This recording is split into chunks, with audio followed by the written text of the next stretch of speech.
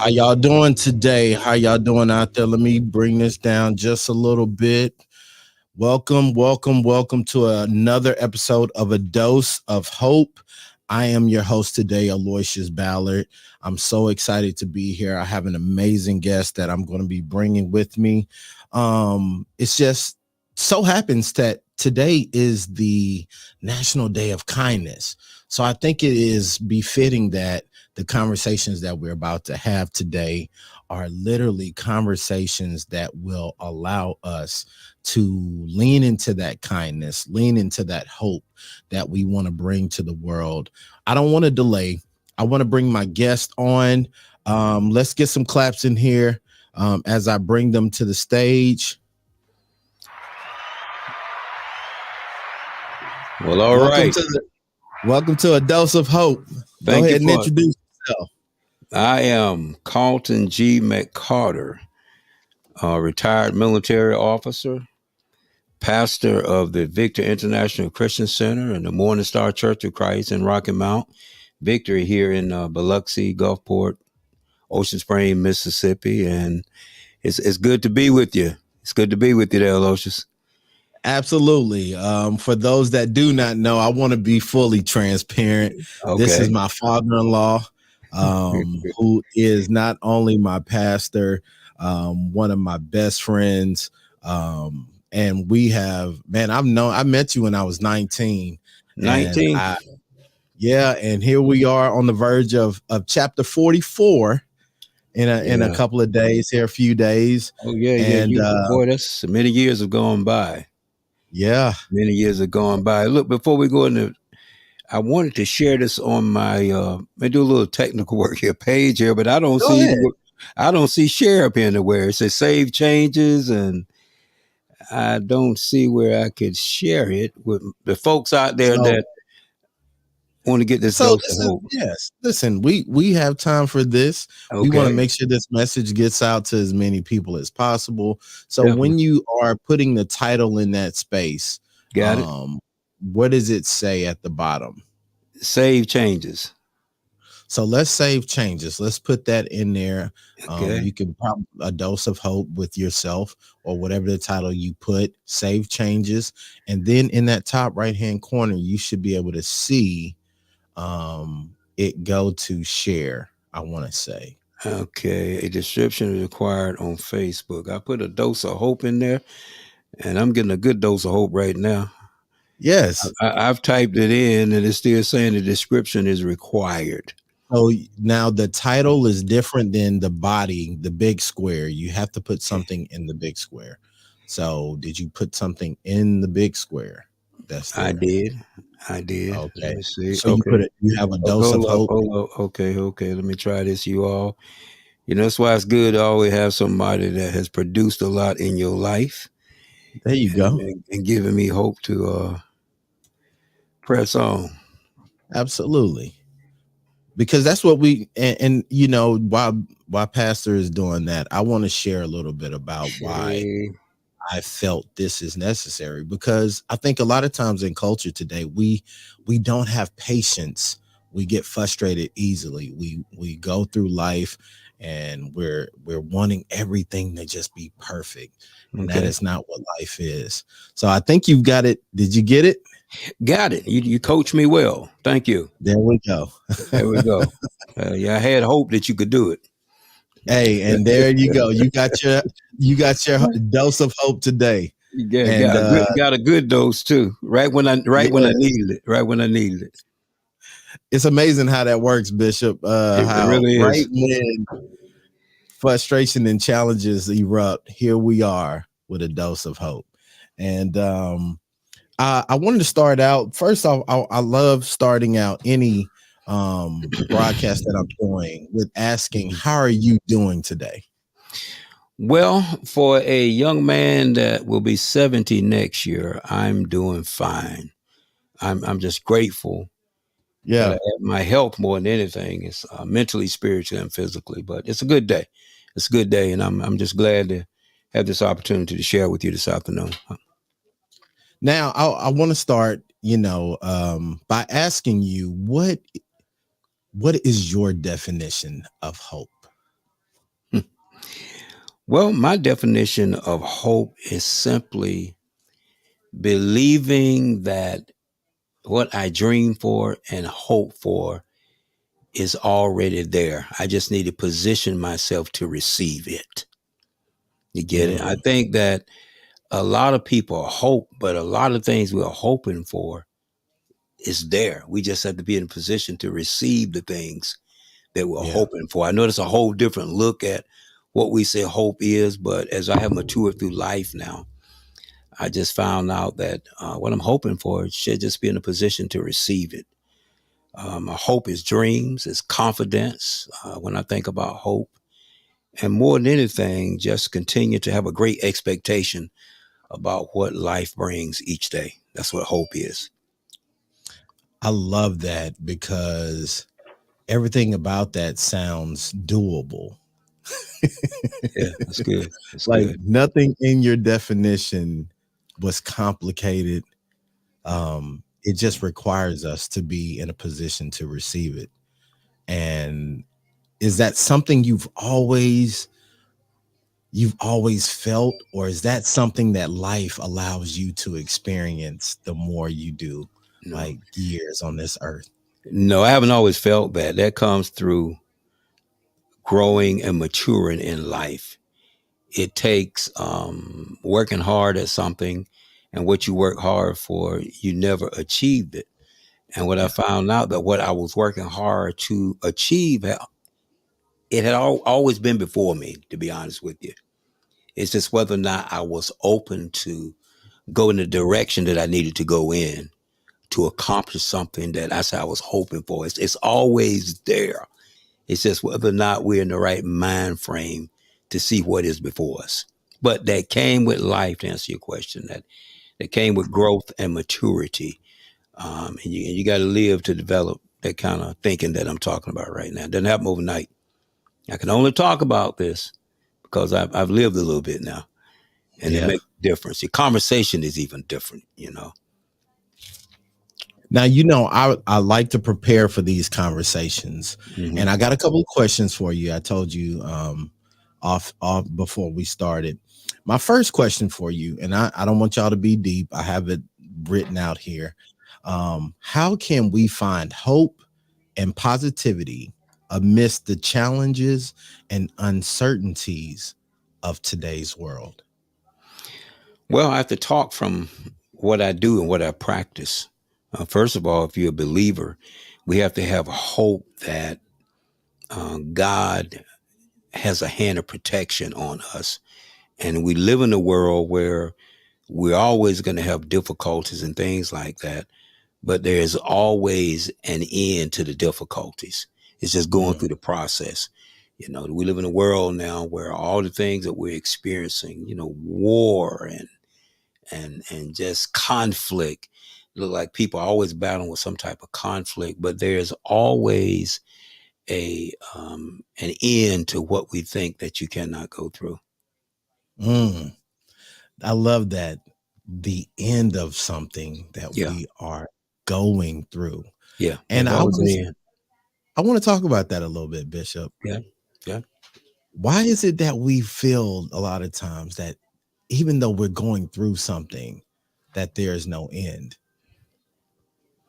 Because it's the human side of us. You get it? We want the end now, but what we're going through is just a process that's maturing us for something that's really better than what we're experiencing right now. Nobody likes Yeah. the process. There's a beginning to a process and there's an end, but it's all about being processed for what is to come. And then you learn how to trust the next time you are dealing with something else in life that makes you uncomfortable. Yeah. Now, my next question for you is, and it's crazy that today is National Acts of Kindness Day because I had already written these out. Oh, well. Um, my second question to you is, what role can small acts of kindness play in amplifying hope in our communities? Oh, wow. Small acts of kindness plays, a major role. It could be You're sitting in a restaurant, and I tell you a good example. I went out to eat breakfast this morning, and there was a gentleman there that I knew, and I told him when I walked in, spoke to him, didn't eat Yeah. breakfast with him, but I said, "I got your breakfast this morning." And if you had seen the smile on his face, just the fact that I said I would pick up that tab, it's things like that that bring hope in people's lives. Those little small act of kindness like that, and really just speaking to someone, you know.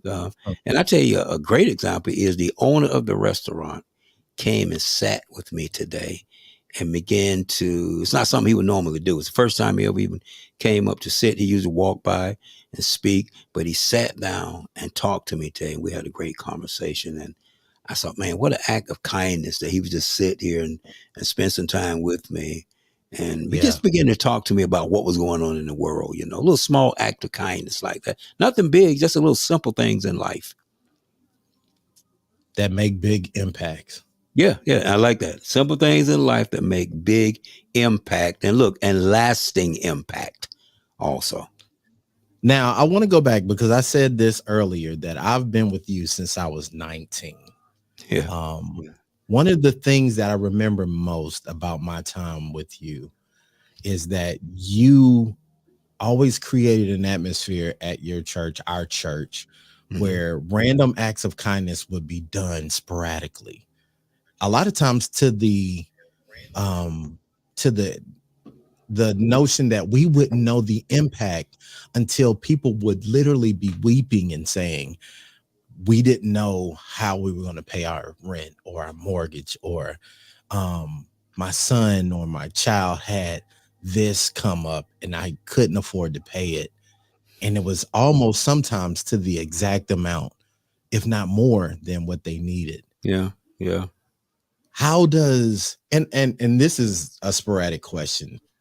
When you look back over your time as a leader within our community, is this something that's important for you to know, that it will forever remain known that you stood for hope, for building people, for seeing the possible in what we consider impossible situations, and that you did that with no wanting of like people to know what you did? Because a lot of times now people run to social media, they give someone some money, they Mm-hmm. feed the homeless, everything is documented.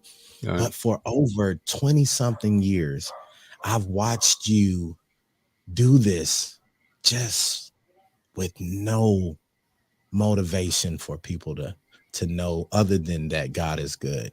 How do Yeah. you get to that point? Well, how you get to that point. I think the best way for me to answer that is when I did that, I did it unconditionally. Um, I did it because I love people. I did it because I love God first of all, and we would do things like that just because you want to do something that will impact somebody else's life, that they will want to go and do the same thing that was done for them for someone else. Yeah. That was why I did things like that over the years, and also so they can go tell the story about an act of kindness that was happening in their lives, that made a difference for a long time. For a long time. For Now me, I for mean that. somebody, Uh-huh. no, because I want to make sure I get this out, because I love these answers, and I love how like it's just all so simplistic and just practical. But for, I know I can feel somebody, Bishop, saying, but he's a pastor. He's supposed to be that way. He's but what about the people, just in layman terms, regular people who show up Well, and say, what can I do to encourage someone like that? I don't, and I'm glad you said that he's a pastor. I don't do things because I'm a pastor. I do things because I'm human first. I think Mm, that because I pastor a church, that's the first thing you say. You do it because you're a pastor. If I was not a pastor, I will still do the things that I'm doing now that give people hope in life, yeah.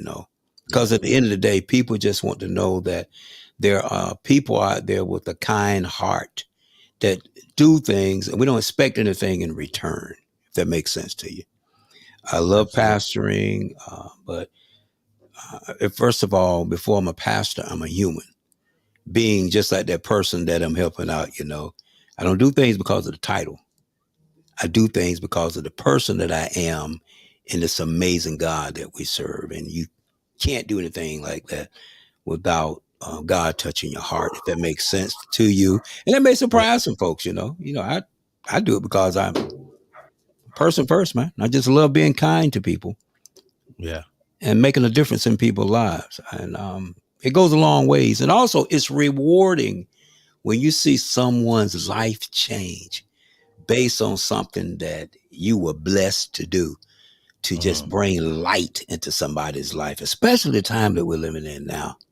Yeah. It's so much, it's bigger than just being a pastor or a preacher or a teacher. I just want to know, are you a human being with a great heart and a good spirit to make a difference in this amazing world that God allows us to live in?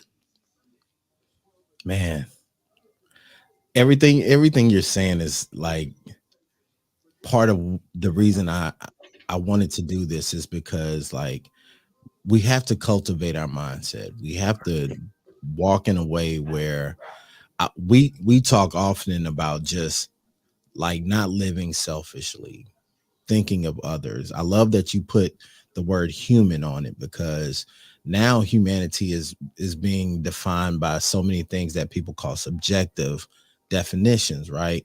Mm-hmm. But at the core of who we are, and we witnessed this during Katrina, when you took money off the table, when you took all of it, nobody's cars, we saw broken down cars floating with luxury vehicles. Right, When right, all of that didn't matter, right. all we were left with was how we were treating each other. And that to me is what made us as humanity at our best. I saw people sharing food, saw people cooking. I have a grill. You don't have any way to do it. The way we rallied together as a community in one of the most tragic times in the face of humanity proved that we could be capable of more. Mm-hmm. Now, I want to ask you, what message of hope with those that are listening would you share with them as we navigate through these unprecedented times? Like, we don't have to get into all of the things that are going on, but we all know that we're facing some things globally that are impacting everyone. What do you say to that? What message of hope would you give us? You know what? I got a simple answer for that. Is to live your life, but live your life where it literally sends a message of hope.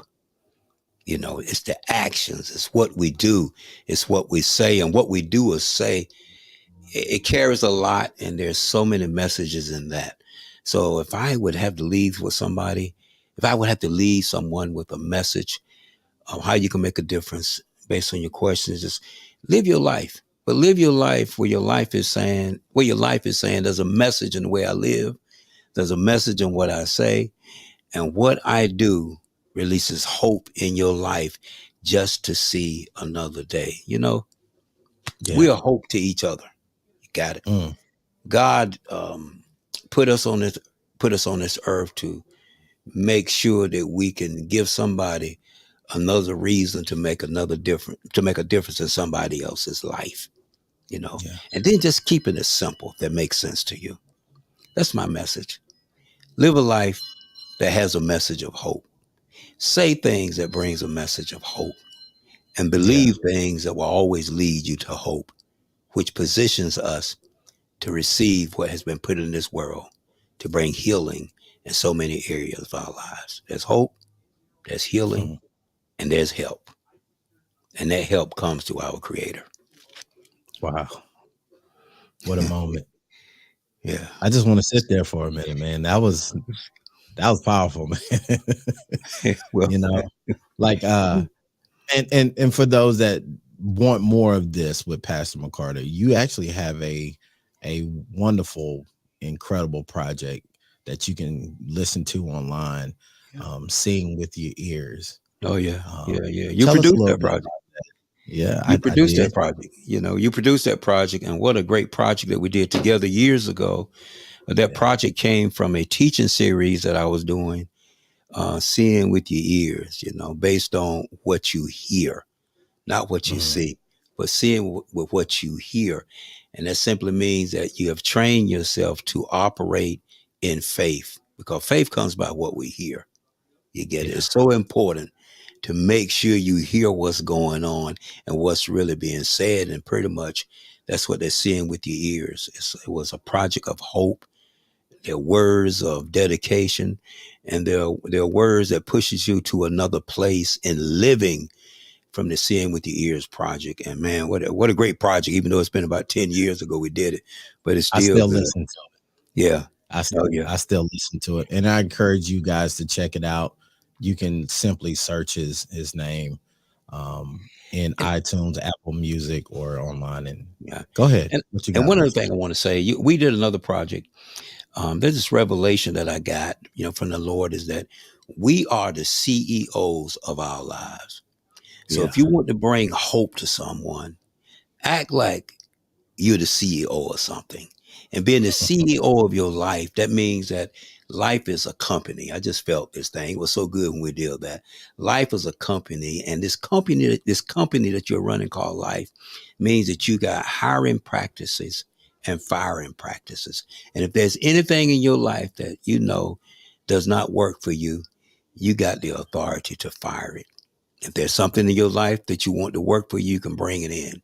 Disappointment, you're fired. Mm, Hopelessness, you're fired. You get it? Faith, you're hired. Expectation, you're hired. That's what yeah, brings hope in our lives, when you realize that God has called you to be the CEO of your life. And what a great time that we're living in now, to know that you've been put in charge of something. man.